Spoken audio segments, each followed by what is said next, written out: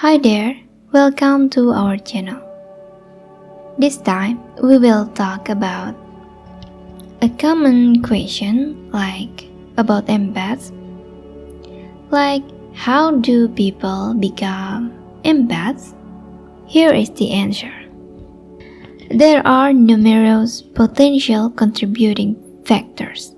There is an innate temperament in some newborns that makes them more sensitive than others.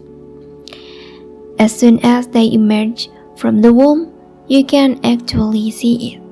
They react to light, smells, touch, movement, temperature, and sound much more readily. In addition, I believe that some sensitivity may be passed down genetically based on my observations of my patients and workshop participants.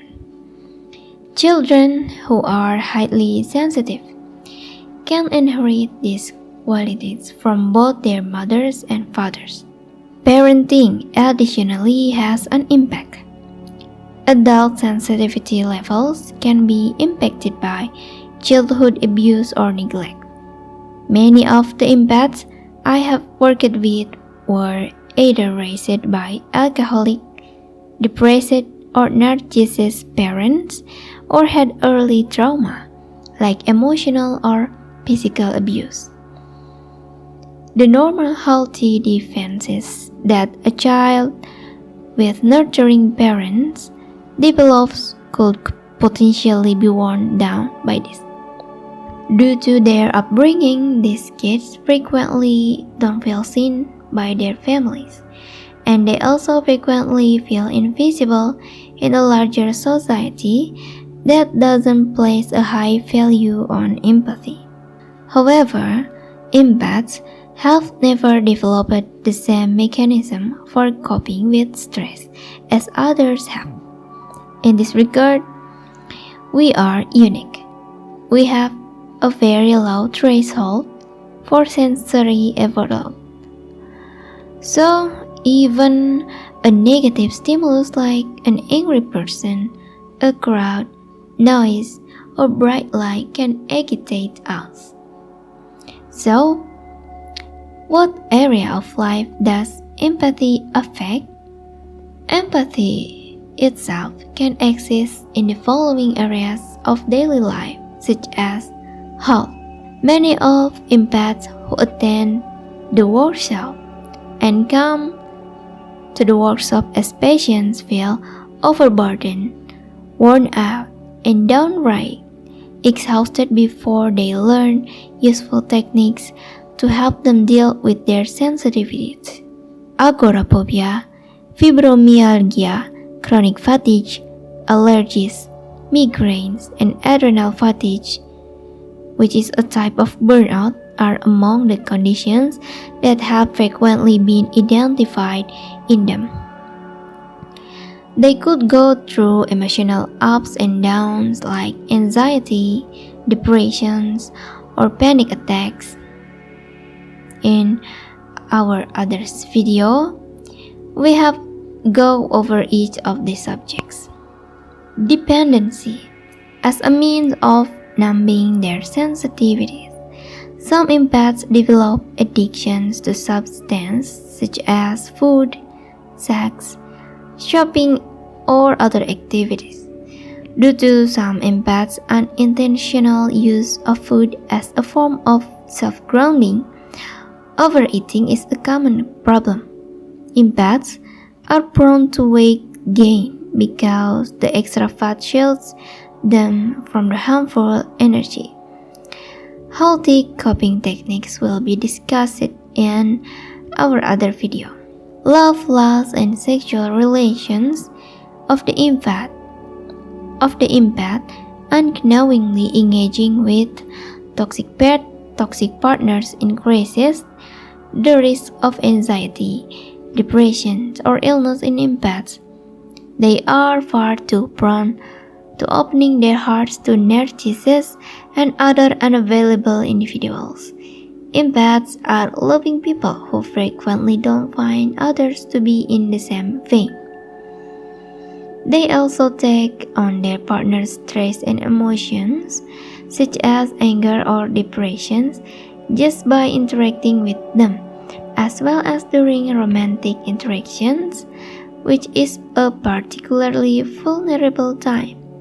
You should learn how to maintain a healthy relationship without becoming overburdened in our others video, as well as how to establish firm boundaries with toxic people in your life.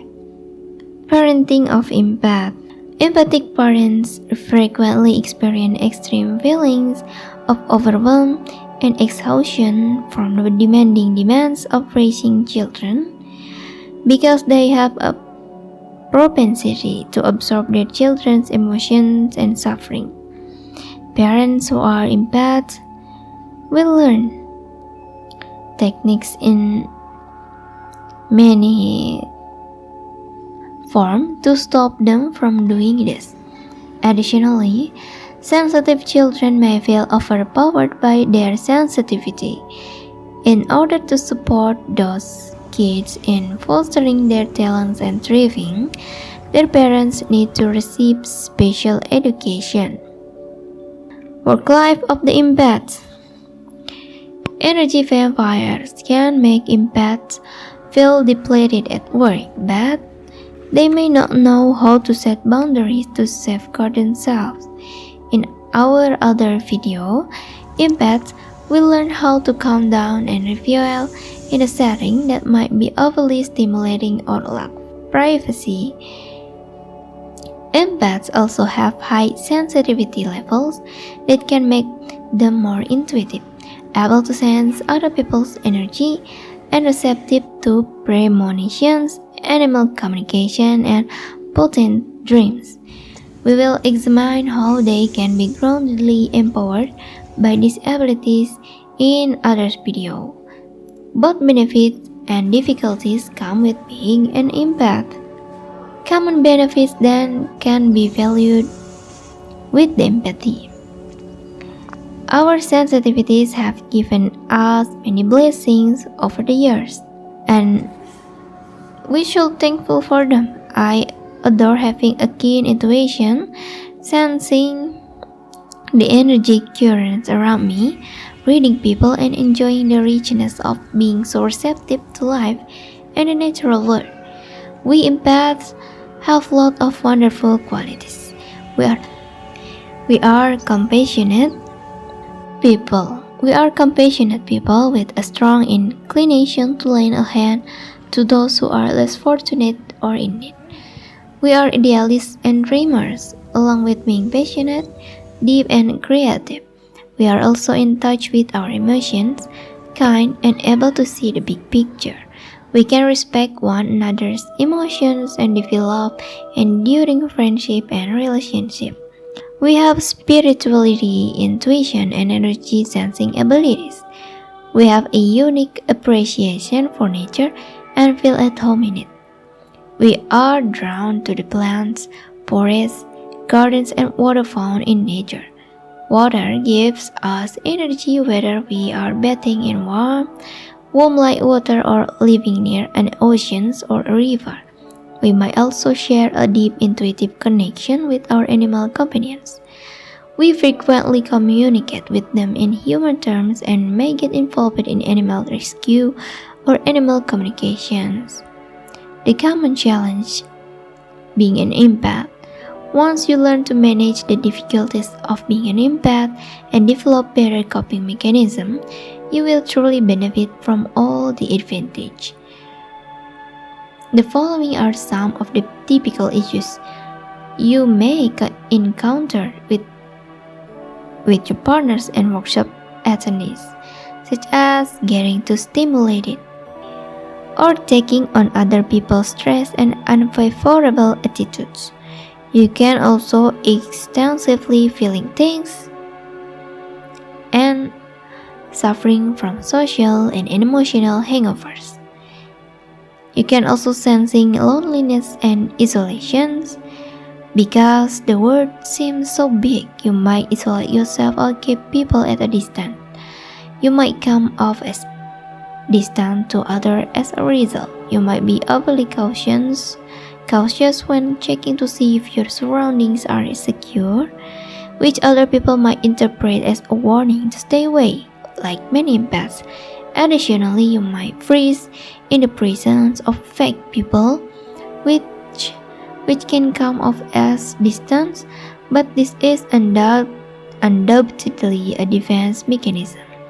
There is less of a tendency for empaths to absorb the discomfort and stress of others when they are kept at a distance, which is why some prefer to socialize online.